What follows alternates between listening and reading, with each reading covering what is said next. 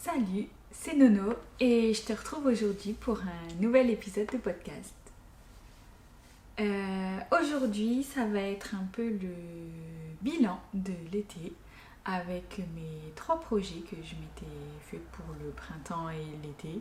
Bon, l'été n'a pas été au top niveau soleil, mais j'avais des projets prévus pour l'été. Et histoire de prolonger un petit peu cet été qui a été très court, et on va en parler aujourd'hui.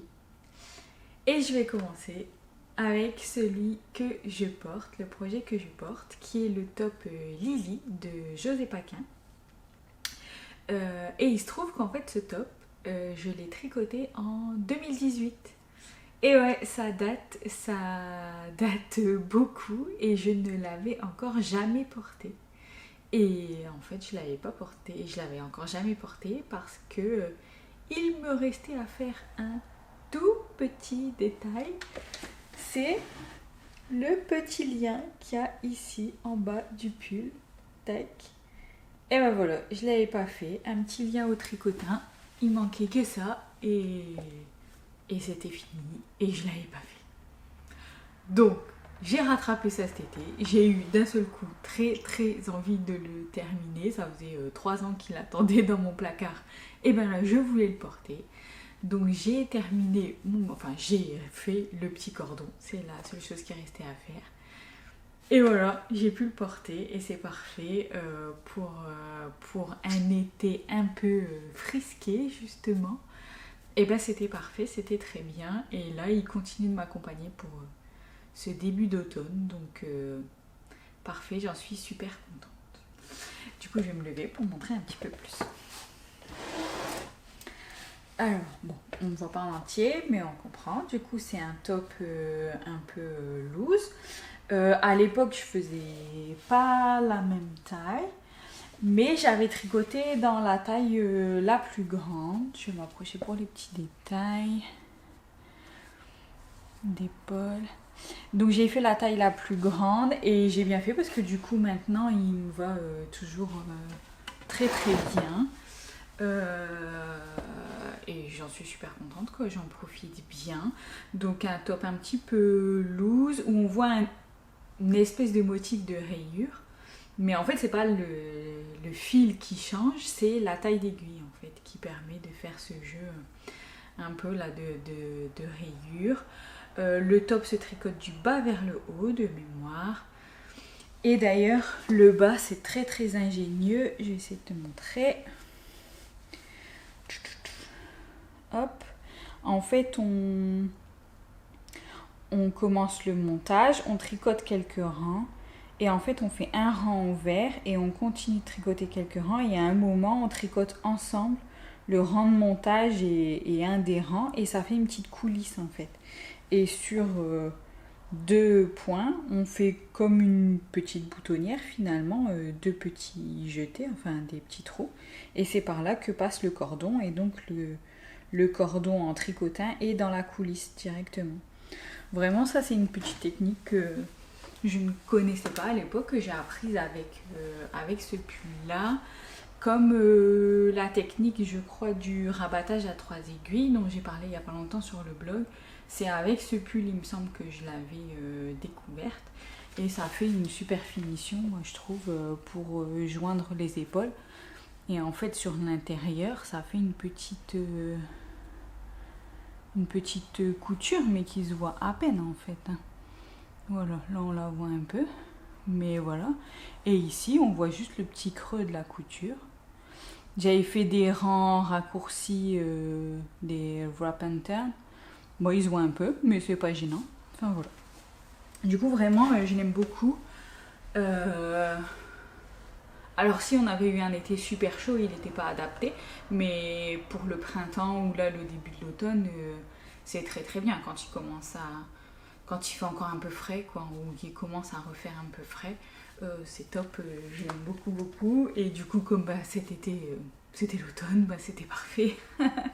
J'en ai beaucoup profité.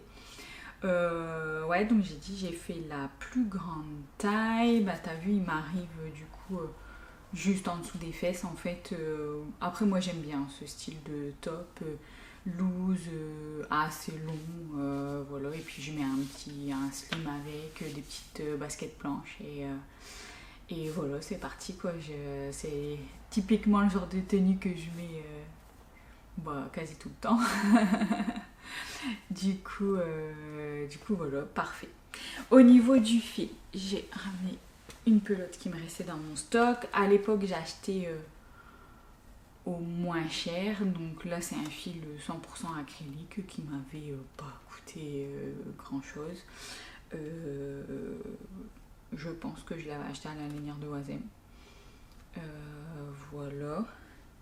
Et donc, c'est de la Victory de Lamy Yarns. Donc 100% acrylique. Un joli jaune doré. Le seul inconvénient de ce fil, parce que j'en avais acheté d'un autre coloris et je l'ai jamais utilisé, je crois qu'il est encore dans mon stock, c'est qu'en fait il est ultra souple. Je sais même pas à quoi le comparer en fibre naturelle, parce que on voit hein, là le top il a pas beaucoup de tenue, alors c'est pas gênant pour ce modèle, enfin moi je trouve ça va pour un modèle un peu loose comme ça, ça me gêne pas, mais vraiment par exemple faire un pull ou un gilet, il aurait un potentiel un petit peu serpillière quoi. C'est-à-dire que vraiment c'est mou, c'est même plus souple en fait, c'est mou, donc il n'a pas de tenue, voilà. Après comme je disais, moi pour ce top là ça me gêne pas du tout, je trouve que ça matche bien. À l'époque je pense que j'avais choisi simplement par rapport au métrage, la grosseur du fil, tout ça, j'avais encore du mal à me projeter dans l'association projet, fil, matière, voilà. Mais bon, très bien, coup de bol, ça match très bien. Mais je pense pas que je l'utiliserai pour d'autres vêtements. Alors peut-être plus pour des grosses écharpes, longues écharpes, où on peut faire plein de tours et ça reste souple et voilà. Ça étouffe pas, mais je pense pas que j'utiliserai pour un autre vêtement ce fil-là. Et de manière générale, j'essaie de ne plus acheter de fil synthétique. Mais voilà, ça c'est une autre affaire. En tout cas, voilà. Premier projet de l'été, le top Lily de José Paquin. Franchement, j'aime beaucoup. J'ai en tête de m'en faire un jour peut-être une version en coton ou peut-être en chanvre. Je m'étais dit, enfin voilà, une fibre un peu été pour tester, voir comment il rend. Voilà. C'est pas prévu pour tout de suite, mais un jour peut-être. Je vais passer à mon deuxième projet de l'été.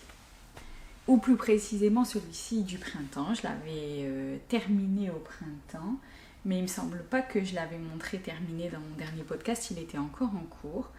C'est mon top Colocasia, j'allais dire Alocasia, mais non, donc il est de Marie-Amélie Designs, il est inspiré du pull Alocasia de la même créatrice, hein, forcément. Et sauf que là, elle en a fait une version top. Et toujours avec le principe du col V et avec le principe du motif central devant et sous les manches. Et en fait, là, ça va aussi autour de l'emmanchure du top, le petit motif, tac, comme ça. Et également dans le dos et tout au long du dos. Dans la version pull, le motif s'arrête comme ça en triangle, en pointe dans le dos, mais ne continue pas en dessous. Là, ça continue jusqu'en dessous. Ce Colocasia, pareil, c'est mon super top du printemps et de l'été. Alors, je l'ai moins porté là cet été, parce que du coup, j'avais fini celui-là et j'avais envie d'en profiter. Mais le Colocasia, j'en ai beaucoup profité au printemps. Il est top. Franchement, il est top. Alors, j'ai utilisé le même fil, la même laine que la créatrice, que Marie-Amélie. J'ai utilisé, hop, j'attrape de la Biobalance. Hop, je montre là. Impeccable. De BC Garn, même coloris. J'ai fait la même version que sur le visuel du bouquin, que je dois avoir quelque part là. Ouais. Voilà, donc j'ai fait exactement la même version, même fil, même couleur. Et du coup vraiment top. Top à tricoter, le motif il se retient facilement. Au niveau du motif à trop, je suis pas hyper fan des motifs à dentelle, donc des motifs à ajourés de manière générale, mais là il est vraiment simple à retenir et je le trouve joli. Enfin, moi j'aime pas trop les motifs de dentelle, mais c'est mon goût personnel quoi, c'est voilà, j'aime pas, c'est tout. Mais là celui-ci je le trouve simple et pas sans chichi quoi entre guillemets, et du coup ça me correspond bien, j'aimais bien. Et pour l'été je trouve ça sympa. Et vraiment d'habitude j'ai un mal fou à retenir, même une petite grille j'ai un mal fou à la retenir. Et là je m'y suis faite assez vite finalement à cette grille, et je l'ai bien retenue et ça m'a pas posé de problème tout au long du projet. Je l'ai porté vraiment beaucoup de fois là sur le printemps, le début de l'été, et notamment une journée en juin où il a fait très très chaud et où je me suis dit bon, j'ai peut-être pas choisi le bon jour pour le porter, et en fait donc la Biobalance, j'ai pas dit, c'est moitié laine moitié coton, et en fait j'étais hyper bien, j'ai absolument pas eu trop chaud. Et pas froid non plus, en même temps il faisait vraiment très très chaud. Mais j'ai trouvé que ça permettait bien limite de rester au frais entre guillemets. Donc j'ai vraiment pas souffert de la chaleur ce jour-là. Alors qu'avec parfois des t-shirts, même en t-shirt, enfin voilà, je résiste vachement moins bien à la chaleur qu'avec ce top. Donc vraiment il était vraiment très très bien. Je vais pas le passer aujourd'hui, je le passerai une autre fois, mais j'ai eu deux manières de le porter, soit en tunique vraiment du coup comme ça, donc vous voyez vraiment bien large, même genre d'aisance que mon top Lily, hein, juste en dessous, donc vraiment très très large et très long aussi. Alors moi je l'ai rallongé, normalement il est plus court, alors j'ai plus en tête de combien de centimètres, mais ça je l'ai noté dans mon article de blog et je pense aussi dans ma fiche Ravelry. En général je fais attention à bien noter ce genre de modification dans mes articles et dans les fiches Ravelry, comme ça permet de partager avec ceux que ça intéresse les modifs que j'ai pu faire. Et là je sais que j'ai rallongé de plusieurs centimètres parce qu'en fait je ne voulais pas avoir de reste, donc j'ai optimisé au maximum, et finalement il me reste deux mini boulettes. Alors j'aurais peut-être pu faire encore quelques rangs de plus, je voulais être sûre d'avoir assez pour mes côtes, donc à un moment je me suis arrêtée, mais il me reste quasiment rien quoi, donc très bien. Et donc deux manières de le porter, soit en tunique comme ça et ça me va jusqu'à sous les fesses comme le top Lily, soit ceinturé. J'ai une fine ceinture que j'avais avec une petite robe d'été, et ben je l'ai utilisée cette fine ceinture pour resserrer à la taille le colocasia, et ça fait bien aussi, en fait ça fait un peu plus habillé peut-être pour le bureau, voilà. En mode tunique c'était plus pour le week-end on va dire, aller balader, voilà. Et quand je l'ai mis au bureau, je l'ai mis avec la ceinture et ça faisait sympa aussi avec un beau jean, enfin voilà, un jean, des petites baskets, c'était très bien aussi. Du coup vraiment je suis trop contente de mon colocasia.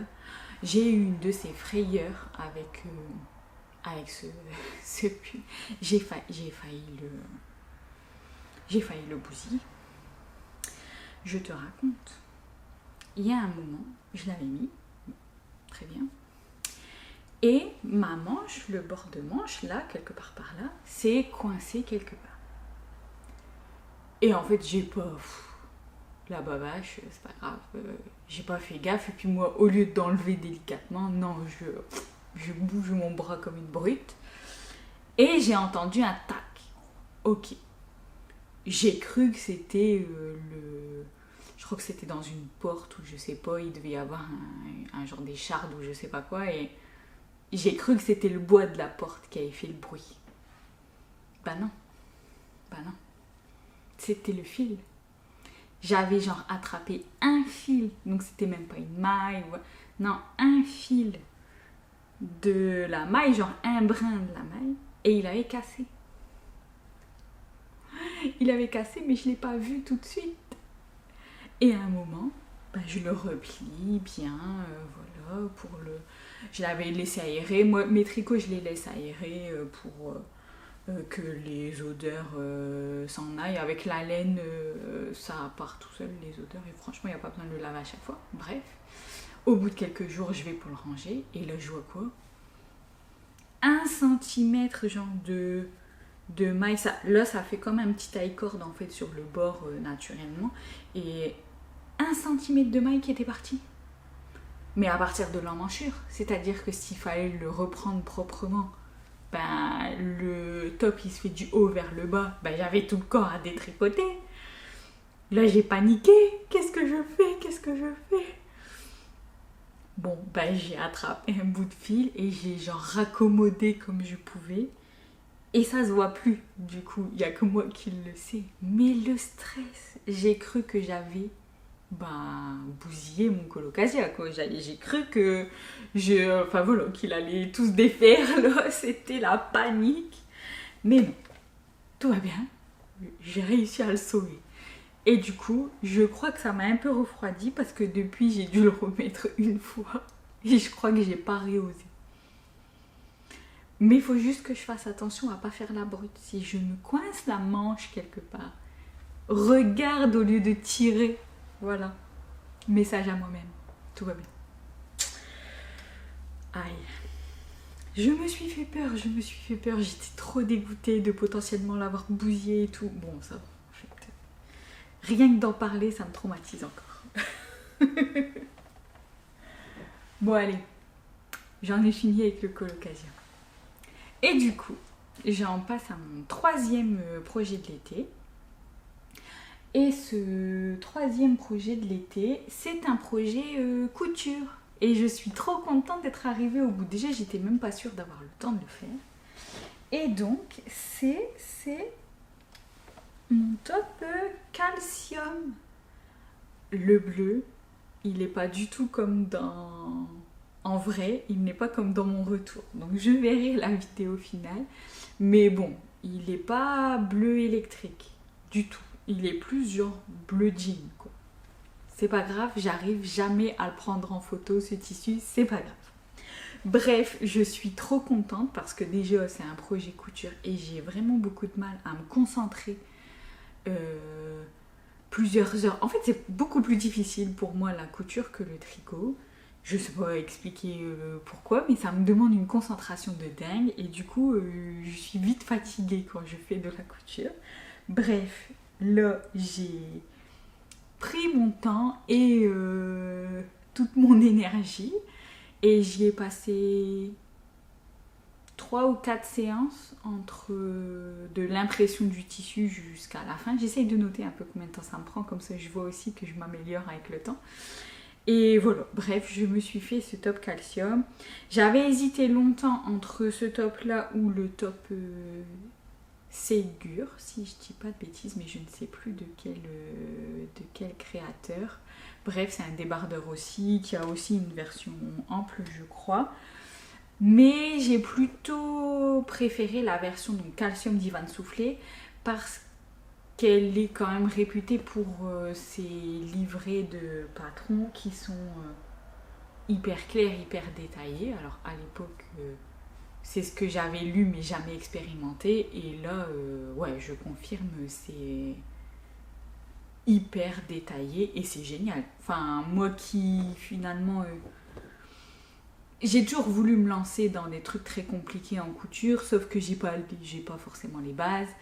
Et du coup, ben là, avec les patrons d'Ivan Soufflé, ça fait réapprendre les bases comme les points un peu techniques, les finitions un peu plus. Enfin voilà, je trouve elle fournit autant de détails pour toutes les étapes. Enfin, le niveau de détail qui, en tout cas pour moi, est très très bien.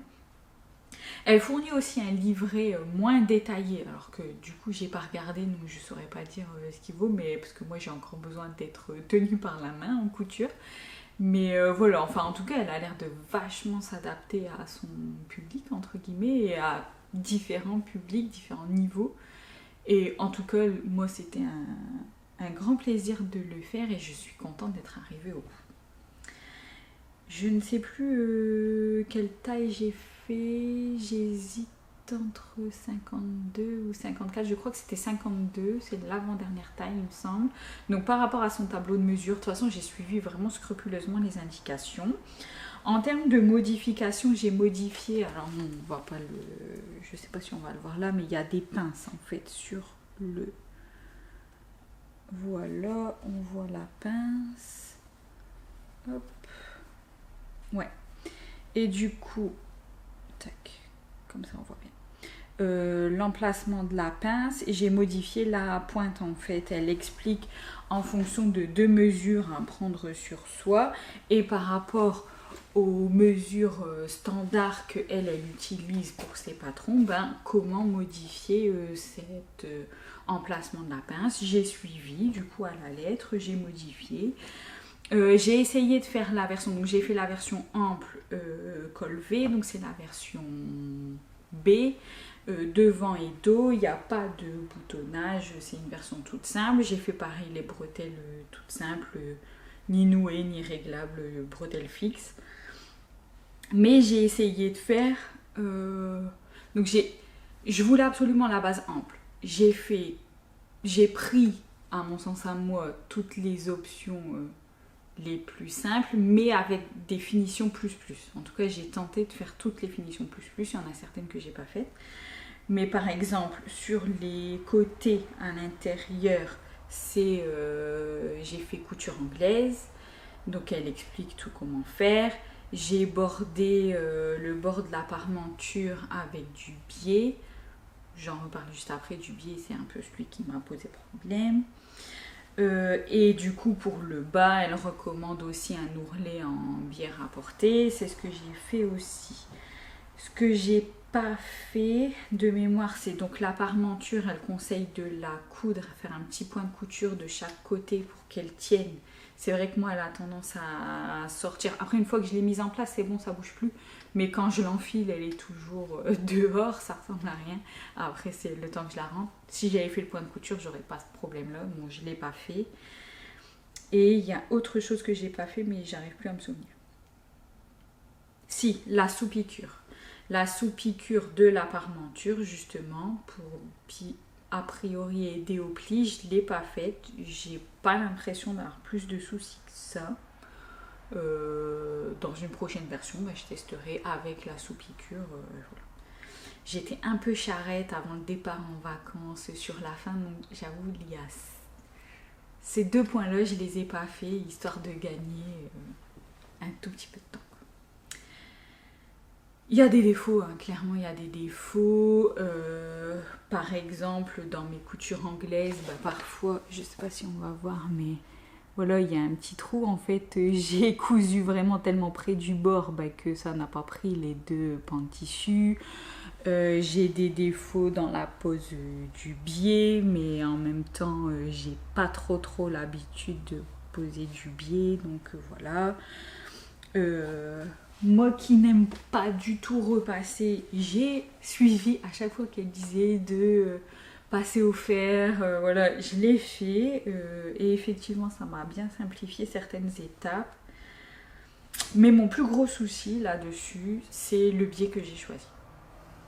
Je l'ai acheté sur internet, comme je fais souvent. Le biais, pas le tissu j'en parlerai après. Les petits trucs de mercerie, j'avoue, je prends pas le temps en fait d'aller dans les petites merceries pour acheter, pour pouvoir toucher, voilà. Et ben c'est un tort parce que du coup le biais là est trop rigide par rapport à la souplesse du tissu. Et du coup, vous voyez ça, enfin tu vois, ça fait des,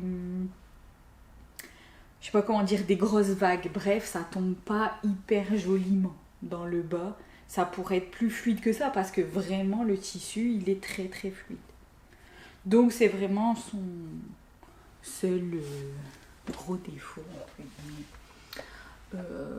Voilà, ça veut dire la prochaine fois il faut que je fasse différemment et du coup je me suis mise en tête la prochaine fois de faire le biais dans le même tissu que le tissu du top, en me disant comme ça là je peux pas avoir de problème de, j'ai pas la même souplesse que mon tissu puisque là c'est le même tissu jusqu'au bout. Donc je testerai ça, je verrai bien. Je sais pas encore quand est-ce que je fais la prochaine version, mais c'est sûr que j'en ferai une. Toujours en ample pour bien fixer tout ce que j'ai appris avec celle-ci, me réentraîner sur le biais rapporté en bas, voilà. Après j'ai écrit un article sur le blog peut-être un peu plus détaillé, j'ai sans doute oublié des choses là ici, mais voilà. Vraiment un grand plaisir à coudre ce top. Moi il me prend forcément du temps parce que voilà, comme je disais, hein, j'ai du mal à me concentrer, ça me demande une énergie de dingue, mais j'ai quand même vachement apprécié, j'avais pas l'impression d'être au bout de ma vie à la fin de ce projet, et pour certains projets couture ça a déjà été le cas, donc voilà. Voilà, et le tissu, alors c'est une viscose, donc pareil que pour mes projets tricot et crochet, je vais essayer de plus en plus de ne plus acheter de matière synthétique. Pour autant, ce tissu il était top à coudre, il est pas top dans sa composition, mais il était vraiment top à coudre. Et c'est une viscose que j'avais achetée il y a super longtemps chez Églantine et Zoé. Alors je l'avais achetée sur un salon, je crois que c'était une de leurs premières années, enfin elles venaient quasiment de créer leur marque, ou elle venait de créer sa marque. À l'époque elle était peut-être toute seule, je ne sais plus, ça date vraiment. Et vraiment, et ce bleu, alors qui n'est pas bleu électrique, encore une fois, moi dans mon retour je vois bleu électrique, mais il est vraiment bleu jean, un peu.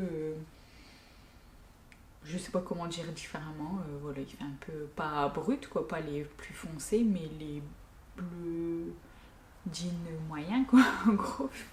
Ça veut rien dire ce que je raconte, bref, c'est pas grave, on va dire que tu m'as comprise.